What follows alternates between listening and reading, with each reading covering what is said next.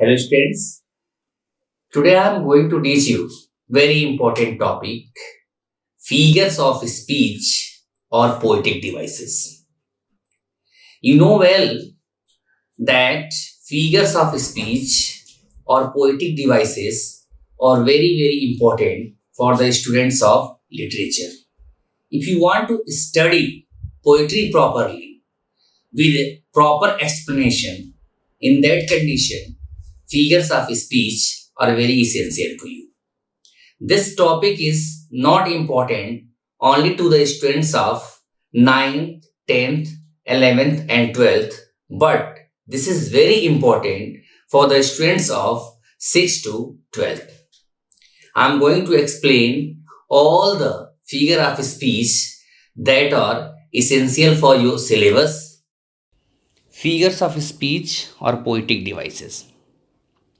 Dear students, figures of speech is generally known as ornamental use of words or sentences in poetry and dramas.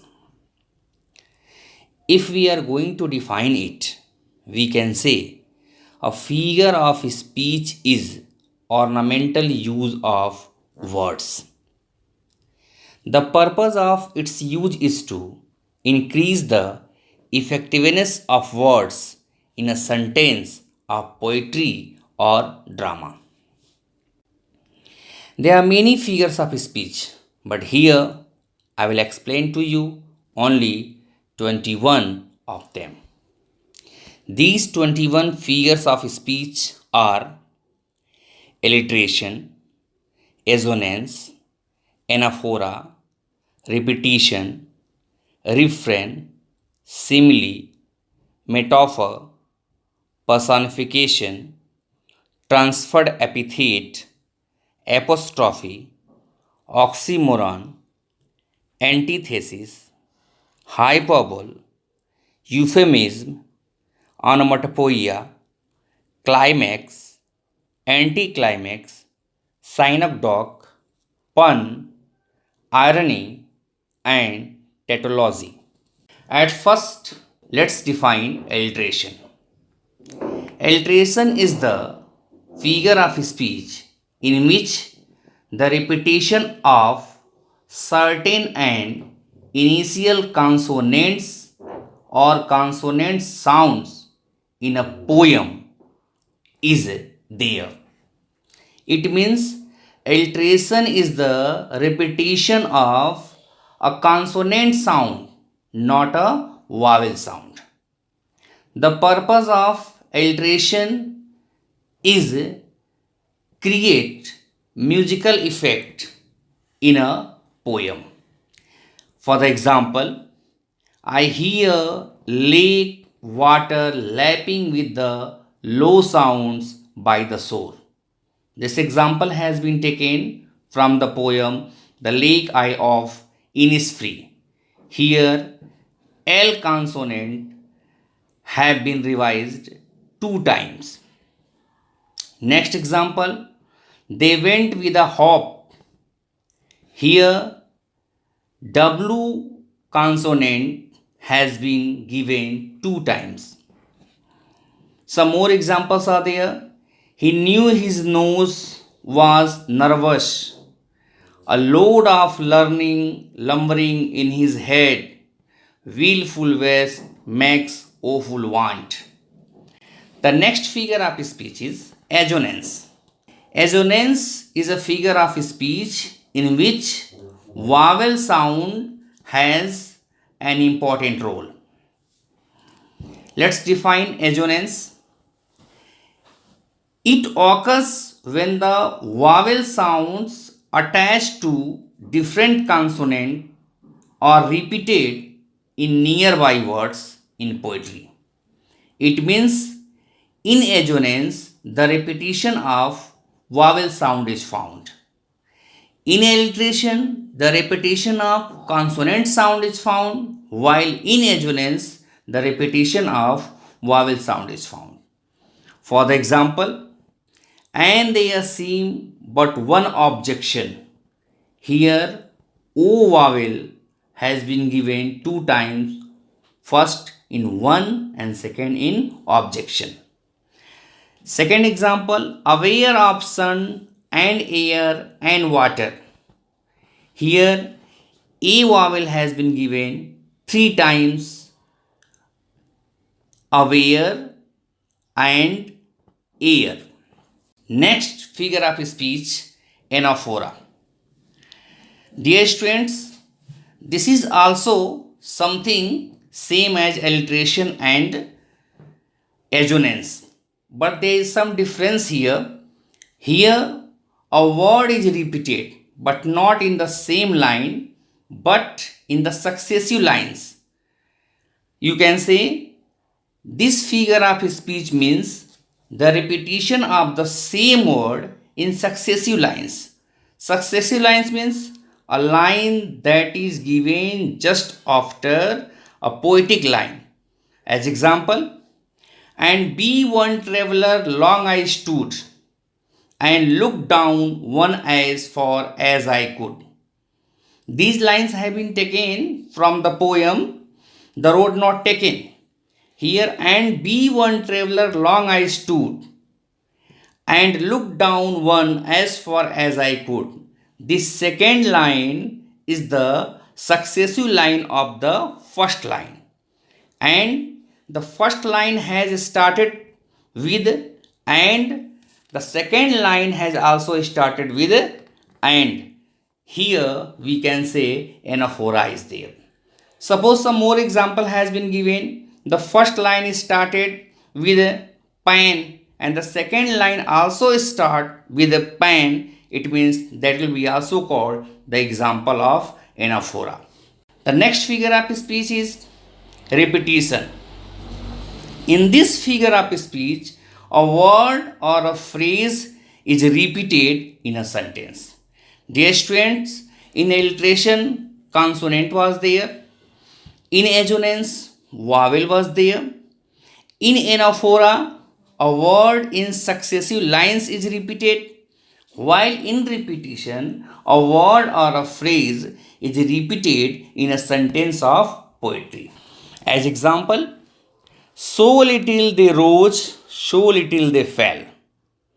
Here, so and little, both words have come 2 times. Next example, rain, rain, go away. This is a very famous and well known rhyme of our childhood. Rain, rain, go away. Here, rain word has come 2 times. Next example, jump a little, hop a little. This is also the line of well known rhyme. Now next example is there, for men may go, men may come. This line has been taken from the poem The Brook. Here main word and may word have been repeated 2 times. It means we can say here repetition is there. The next figure of speech is refrain. Refrain is the expanded form of repetition. In refrain, a whole line is repeated in the poem more than 1 time. It means, suppose a poem is there and in that poem a line has been given in the beginning, and once more the same line is going to be repeated in the mid or at the last. In that condition we can say that in that poem refrain has been given. This figure of speech is especially used for creating musical rhyming in the sentences of the poem. In this figure of speech, a line is repeated in the poem, in the stanza. Only after writing one line, we cannot understand about the figure of speech refrain. For this one, at least we will have to write one stanza or sometime the whole poem. Here one example is there. Please give me a ride on your back. said the duck to the kangaroo.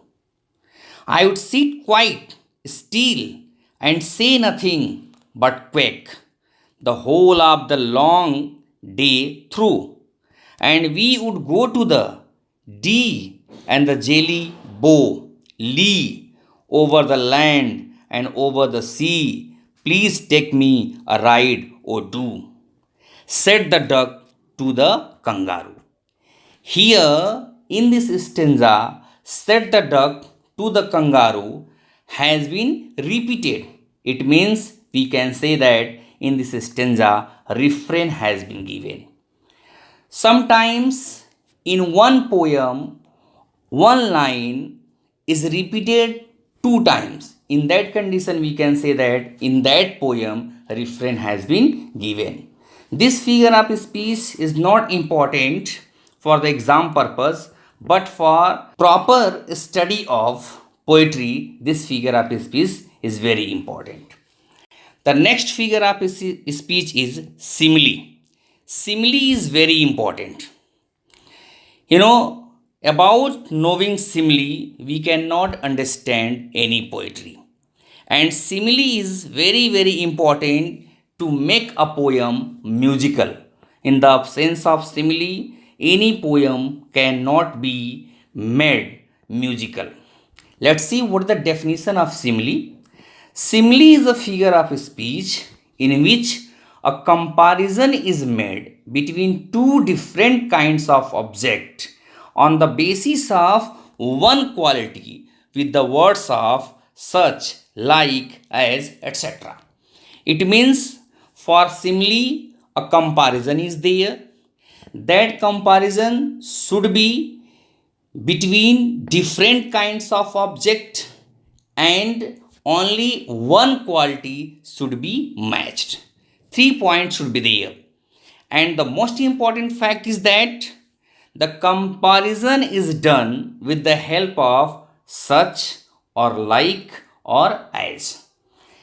If we are going to define simile, we can define it as it is a figure of speech in which a direct comparison is made between two different kinds of objects for a point of similarity with the help of the words such, like, as, etc. Dear students, one thing is clear here. There should be no comparison between same kinds of objects, because simile means different kinds of objects should be there. Suppose if I am going to write here, Ram is as brave as Sohan, here simile is not there. Sometime we make mistake after finding only such, like, or as, we declare the given line is simile, but only with the help of such, like, or as, any line cannot be simile. For simile, comparison should be there, but that comparison should be between two different kinds of object for a point of similarity. As example, you can see here, he ran like a hare down the street. Here, hare and he both have been compared on the basis of one quality, that is race. Only that quality is there. Next example, Maharana Pratap was as brave as a lion. Here, Maharana Pratap has been compared to a lion, but on the basis of one quality, that is bravery. So these both examples are simile.